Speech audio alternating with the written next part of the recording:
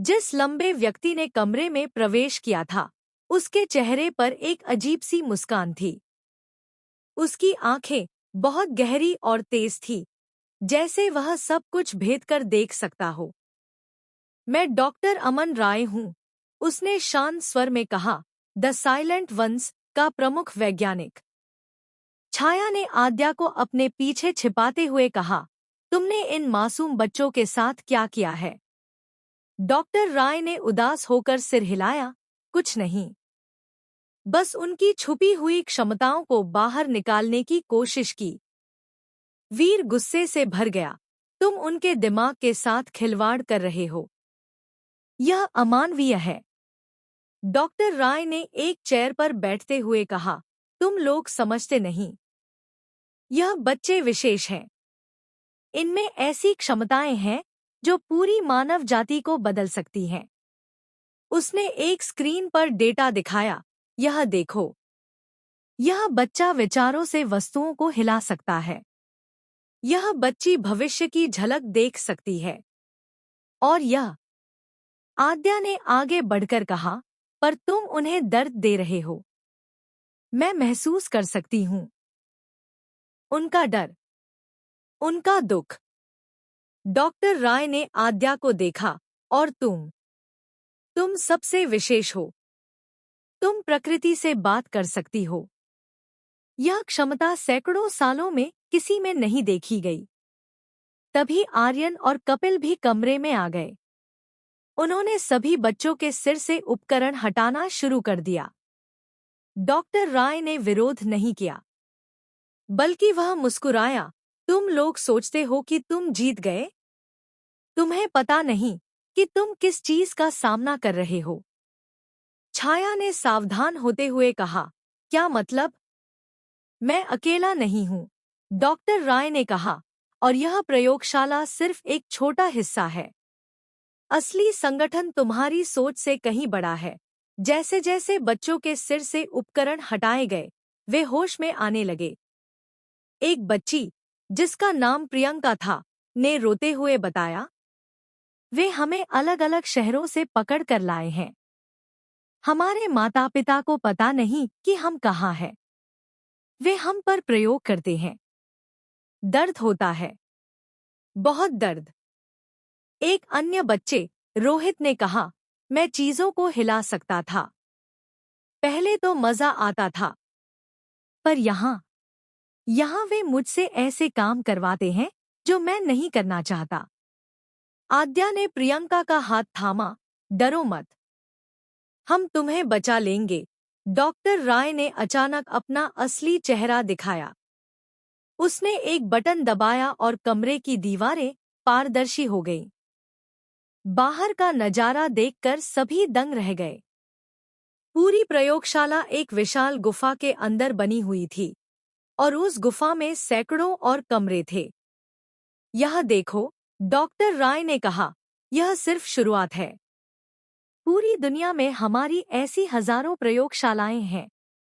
वीर ने पूछा, तुम्हारा असली मकसद क्या है? मानव जाति का विकास, डॉक्टर राय ने गर्व से कहा, हम ऐसी नई पीढ़ी तैयार कर रहे हैं जिसमें अद्भुत क्षमताएं हों। भविष्य की दुनिया इन्हीं बच्चों की होगी। तभी छाया ने एक चौंकाने वाली बात देखी। एक कोने में बैठी एक बच्ची के हाथ में एक फोटो थी। वह फोटो छाया को जानी पहचानी लगी। छाया ने नजदीक जाकर फोटो देखी। इसमें डॉक्टर राय एक महिला और एक छोटी बच्ची के साथ खड़ा था। यह तुम्हारी बेटी है? छाया ने पूछा। डॉक्टर राय का चेहरा एकदम गंभीर हो गया। हाँ, मेरी बेटी आकृति। उसमें भी विशेष क्षमताएं थीं। पर द साइलेंट वंस ने उसे भी ले लिया। और प्रयोगों में वह, उसकी आवाज भर्रा गई, वह बच नहीं पाई। आद्या ने डॉक्टर राय की ओर बढ़कर कहा, तुम दुखी हो। तुम्हें अंदर से बहुत दर्द हो रहा है। डॉक्टर राय की आंखों में आंसू आ गए। मैंने सोचा था कि अगर मैं इस प्रोजेक्ट का हिस्सा बनूंगा, तो शायद मैं अपनी बेटी जैसे बच्चों की मदद कर पाऊंगा। पर मैं गलत था। मैं सिर्फ उनका दर्द बढ़ा रहा था। उसने एक के बाद एक सभी बच्चों के बंधन खोल दिए। जाओ, तुम सब आजाद हो। मैं तुम्हें रोकूंगा नहीं। टीम ने सभी बच्चों को इकट्ठा किया। कुल 15 बच्चे थे, सभी अलग अलग उम्र के। कपिल ने गिनती की। हमारे पास सिर्फ 2 गाड़ियां हैं। सभी बच्चों को ले जाना मुश्किल होगा। प्रिया ने रेडियो पर संपर्क किया। मैं स्थानीय प्रशासन से बात करती हूँ। वे हेलीकॉप्टर भेज सकते हैं। पर तभी अलार्म बजने लगा। डॉक्टर राय ने चेतावनी दी। यह मेरे सहयोगियों को सचेत कर देगा। वे यहाँ 10 मिनट में पहुंच जाएंगे। तुम्हें जल्दी करनी होगी। डॉक्टर राय ने एक गुप्त रास्ता दिखाया। यह रास्ता सीधे जंगल के बाहर निकलता है। तुम सभी को यहाँ से सुरक्षित निकाल सकते हो।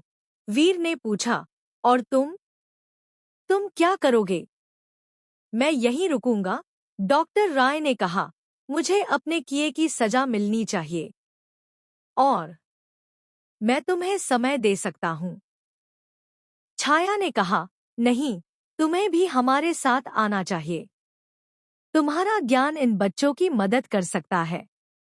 डॉक्टर राय ने हिचकिचाते हुए कहा, मैं बहुत बुरा काम कर चुका हूँ। आद्या ने उसका हाथ पकड़ा, पर अब तुम अच्छा कर सकते हो। तुम्हारी बेटी चाहेगी कि तुम मदद करो। यह सुनकर डॉक्टर राय की आंखों में एक नई चमक आ गई। ठीक है, मैं तुम्हारे साथ चलूंगा। टीम ने सभी बच्चों को गुप्त रास्ते से बाहर निकालना शुरू किया। डॉक्टर राय ने पीछे से सभी प्रमाण इकट्ठा किए। जैसे ही वे बाहर निकलने वाले थे, द साइलेंट वंस के सदस्य वहां आ पहुंचे। पर तब तक टीम गुप्त रास्ते से निकल चुकी थी। जंगल के बाहर प्रिया ने व्यवस्था की हुई वाहनों में सभी बच्चों को बैठाया। डॉक्टर राय ने सभी महत्वपूर्ण दस्तावेज छाया को सौंपे। इनमें द साइलेंट वंस की सभी प्रयोगशालाओं के बारे में जानकारी है, उसने कहा, और उनके भविष्य की योजनाएं भी। वीर ने कहा, हमें इन बच्चों को उनके घर पहुंचाना होगा। पर एक बच्चे ने कहा, हम घर नहीं जाना चाहते। हमारे माता पिता हमसे डरेंगे, हमारी क्षमताओं से। छाया ने एक महत्वपूर्ण निर्णय लिया। हम इन बच्चों को अपने साथ ले जाएंगे। हम उन्हें एक सुरक्षित जगह पर रखेंगे जहां वे अपनी क्षमताओं को सीख सकें, नियंत्रित कर सकें। डॉक्टर राय ने सहमति जताई। यही सही रास्ता है। मैं उनकी शिक्षा में मदद कर सकता हूँ। मैं जानता हूँ कि उनकी क्षमताओं को कैसे नियंत्रित किया जा सकता है। आद्या मुस्कुराई। अब मेरे बहुत सारे दोस्त होंगे। सभी बच्चों के चेहरे पर पहली बार मुस्कान आई। उन्हें एहसास हुआ कि अब वे सुरक्षित हैं। दोस्तों, अगर आपको हमारी कहानियाँ पसंद आए हो तो चैनल को लाइक, सब्सक्राइब, कहानी को शेयर करें।